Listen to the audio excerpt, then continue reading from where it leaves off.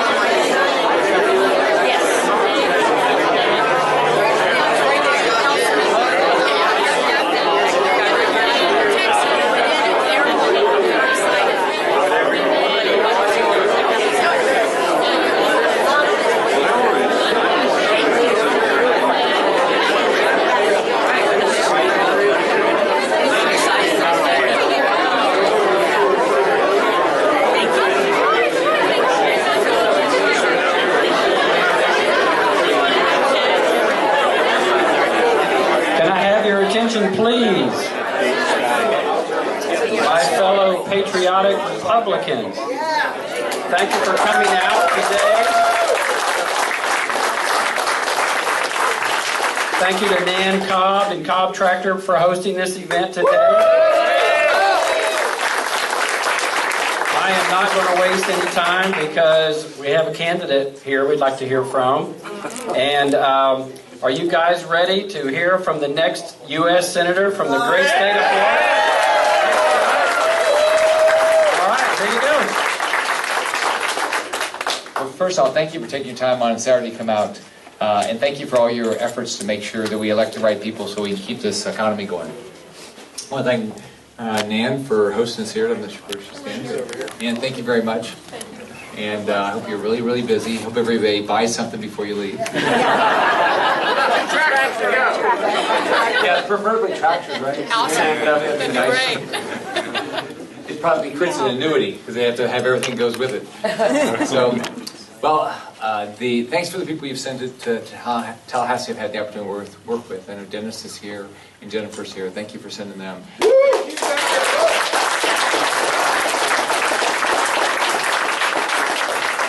And I think we can all be proud about what's happened in our state in the last 8 years. And it's not one person that does it. All of us did it together.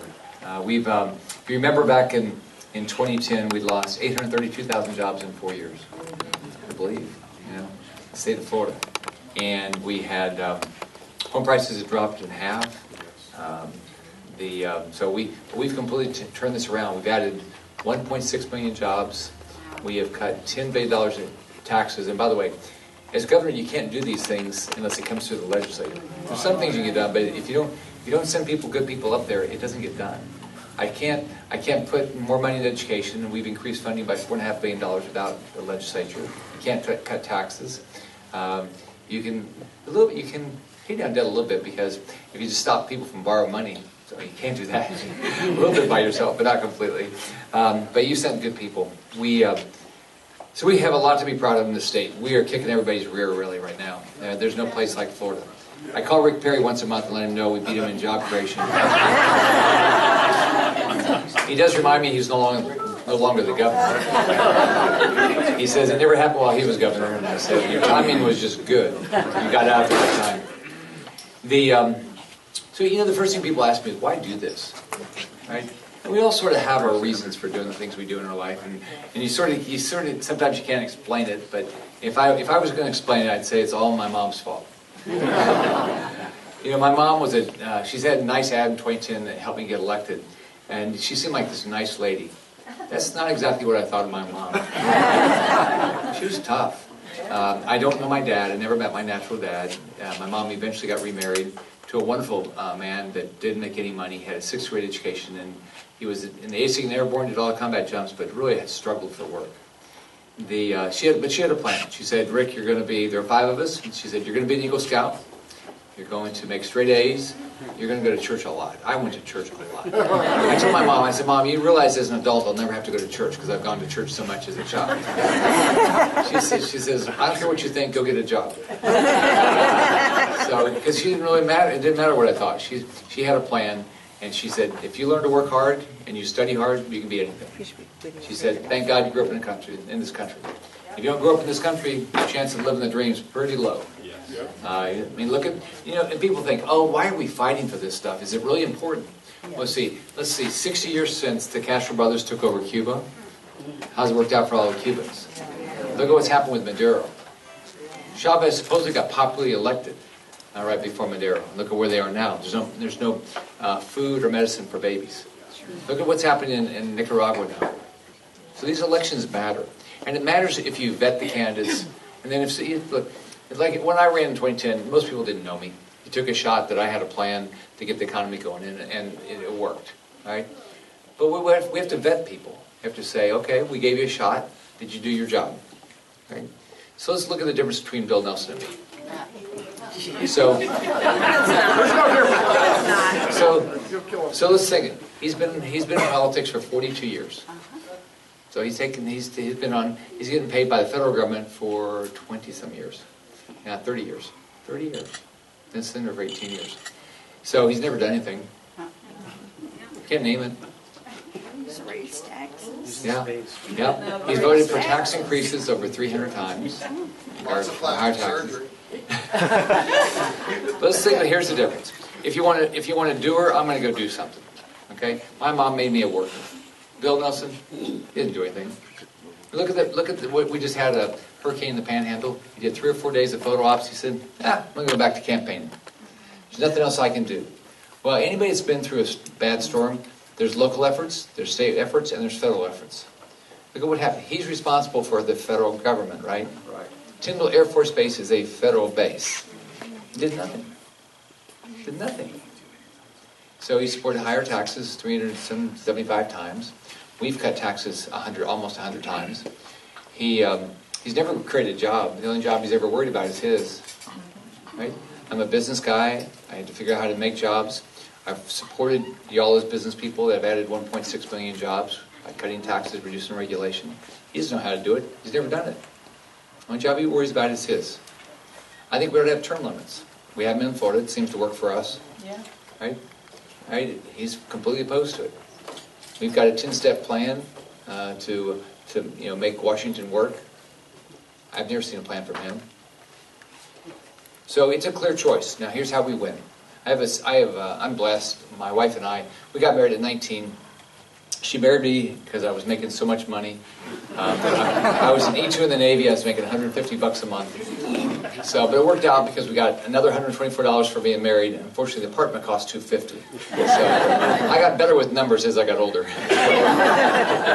But we're blessed. We have 2 daughters and we have 6 grandsons. The oldest is 6 years old. He'll turn 7 on the 14th of November. And so he says, "Grandpa, how do you win the race?" I said, "Well, I got to get one more vote than the other guy." So every time he asks me, he says, "Are you getting more votes than the other guy?" And so that's the real key. We can be up in the polls, we can be down the polls, but the truth is, the only poll that matters is when we vote. And so right now, if you look at right now, there's clearly not a blue wave. There's a red wave. But we've got early voting today, some counties tomorrow. We got in the Panhandle where we had impacted on Monday, and then we got to vote on Tuesday. And if we don't show up, then we don't win. And so how many of you have already voted? So your responsibility is you got to get more people to vote. You can't. So, and by the way, let me tell you, any of you that have ever supported the RNC has never done anything in my races in 2010 and 2014. This time, they're an unbelievable partner. We together, and the other thing that's really nice about this race, and totally different from my races in 2010 and 2014, on the grassroots side, everybody's working together. We as a group have we're knocking on over 500,000 doors a week. Over 500,000 phone calls a week. I mean, that didn't happen in 2010 and 2014. But people are actually really working together well. And if you look at, they always talked about this blue wave. In the primary, so just so the numbers, we have about 13.9 million registered voters, 4.5 million Democrats, 4.4 million Republicans, the rest are no party affiliates. So if there was a blue wave, why did we have way more Republicans vote in the primary than Democrats? Higher percentage of our voters voted than Democrats. Right? Higher percentage of our individuals that took absentee ballots voted than Democrats. And so this is ours to lose. If we get out, there's probably guesses there's going to be 7.5 million voters. Well, we got 4.4 million just Republicans. If we all vote, it's a landslide. So Jennifer, you've got a race, right? Dennis, you up this time? Yes, sir. Yeah. So, who else? Anybody else running this time?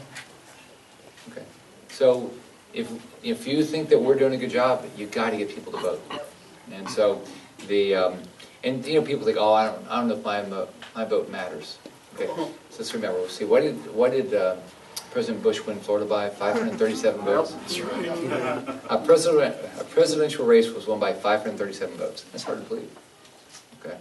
So we're going to win. We're just going to, and by the way, people ask me, is this an enjoyable job? It's a ball. Okay. You get to do a lot of things to help people. Because I'll tell you, and it's way better to have a hurricane, the big hurricane's your 7th and 8th year, because you do learn a lot the first 6 years. This last one I had, and by the way, let me give something to think about. Now, it won't impact you because you're not on the coast. But when people say it's a Category 1 or Category 2, don't think that's just a minor hurricane. It was a category 1 or 2 with 14 foot of storm surge. How many of you have been to Mexico Beach, by the way? Okay. Do you know that main street? Everything but one house is pretty much gone. Gone. There's homes 4 blocks in. There's homes that are on one side of the road, still intact on the other side of the road. A lot of them are just completely demolished. Let me tell you the positive part. So that happened on a Wednesday night. Now, every other hurricane I've had, we've had 4, came during the night, right? And so you could start doing your rescue as soon as the daylight. This one happened during the day. We had people going all night long from I-10 south, 450 troopers, 4,000 National Guard members, 1,800 rescue workers from all over the state. I'm sure there's people from here. They went down and got to Mexico Beach, got to Port St. Joe, got to Lynn Haven to save people. We had 10 Coast Guard rescues at night. Wow. It's unbelievable what people did. And then that happened on Wednesday. On Thursday, there were people from all over the country that brought their own food and water and started serving people. There was a group out of, I think it's Berlin, Ohio, that were serving 5,000 meals a day by Friday in 2 counties. There were people people didn't say, oh gosh, are you a Republican? Are you a Democrat? No. They said, do you need help with the tarp, water, food? You want me to get your tarp on? It was so sweet. And the people are just sweet. By the way, have you ever heard of Operation Barbecue? I hadn't either. No, I haven't. So here's what it is. It's a group, it started about, I think 5 years ago, 6 years ago. It's a bunch of people that won barbecue contests all over the country. And by the way, don't argue with them that your barbecue's better. Unless you've won all these national awards. I said, well, the barbecue we have is better. And they said, well, did you win this award? No, I didn't. So anyway, they came down from all over the country, started in Kansas City, and they were serving 30,000 meals a day with the Salvation Army. Wow. We had 1,400 people from the Red Cross from outside Florida come in. It's unbelievable with the people. There's a lot of nice people. You can feel good about your state. People showed up, and everybody's got their power back on. We did it pretty fast, and so it's been fun. So if we all get out and vote, we're going to have a big win. You will have a friend in D.C.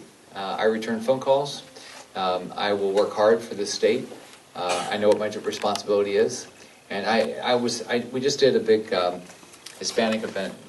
I had the Lieutenant Governor, former Governor, Speaker of the House, Senate President, probably third of the Senate and the House, all come to a rally for me from Puerto Rico today.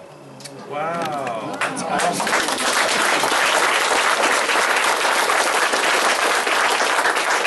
I think all of us get elected, and I think the people I know in this room that have been elected really have the same view. When you support us, it's an honor. And it's an honor to receive your support. Especially you think back in 2010, nobody in the room knew me, so now hopefully most people know who live in daylight saving, and you've thought that I've done a good job. But it's also a responsibility on the other side. Okay, so my responsibility on the other side is to represent you and bust my butt to make sure, to the extent the federal government is going to be involved in our lives, they're going to do it in a responsible manner, and that's what I would do. So thank you for the opportunity to be here, and thank you. Bye. I hope everybody buys lots of stuff before you leave.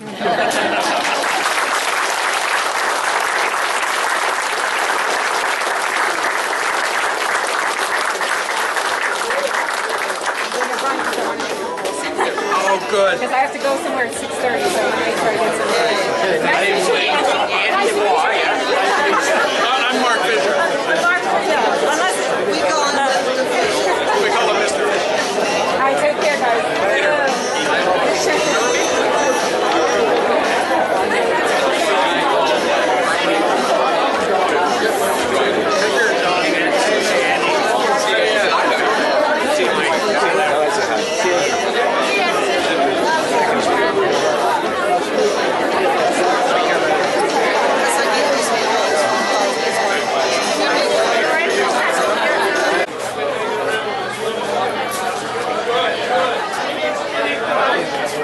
Vance, how are you? Good to see you. And you? Thank you. Nice of you to have the city here open for the new senator. Our doors are always open.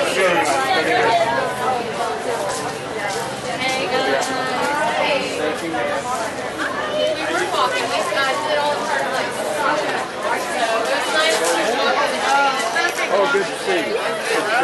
Who's this? Jennifer Sullivan? Whoa! Do you know her? I do. I'm familiar with her. Do you think she ought to win? Absolutely. Oh, okay, great. Thanks. You bet.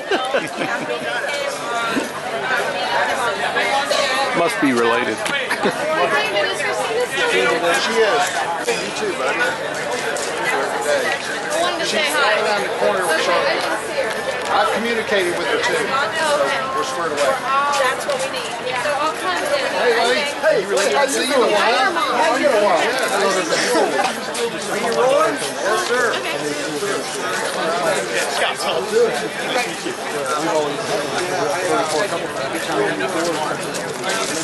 Every 2 years. Yeah, this would be her third. Mr. Cooney, how are you? Good, how are you? Take your daughter Come on. to Tallahassee. Say, aren't you somebody in government? No. No? Who are you? Come on, you can tell them. All right, well, okay, who is your favorite candidate for senator? Oh, Rick Scott. Oh, okay, good, thank you.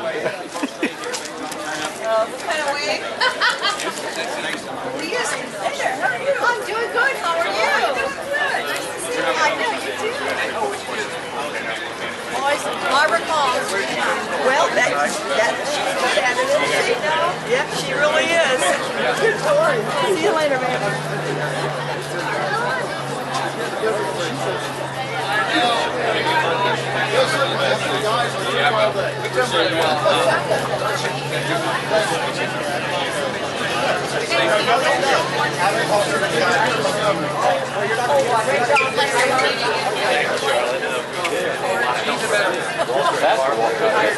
I don't know, let's see him.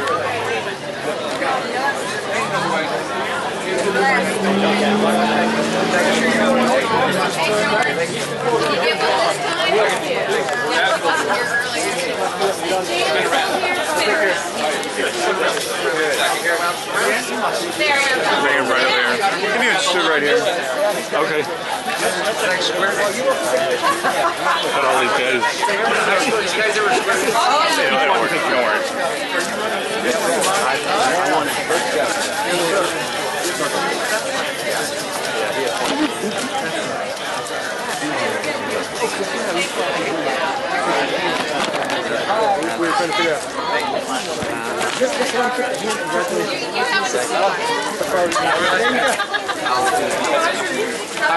Hi. I'm Vance.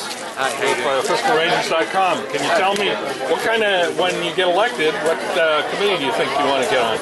You know, I haven't thought about the You haven't thought of that? but I'll tell you what I want to accomplish. I want our national economy to do as well as what we're doing. We're adding jobs, about 20,000 jobs a month. Our national economy to do better. I want to pay down debt. I want to watch how we're spending our money. I want to make sure we get reduce regulations so we get more jobs. And then I want to defend the freedoms of this country. Those are the most important things to me. Great. Thank you very much. Good luck. Well, you're going to win. We're going to win. Thanks again, Governor. How do you think? Good luck. We'll see you tonight.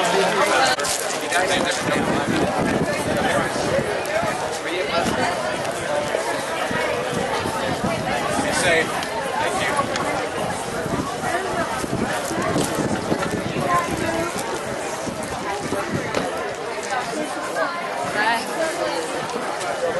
Hey, Ralph.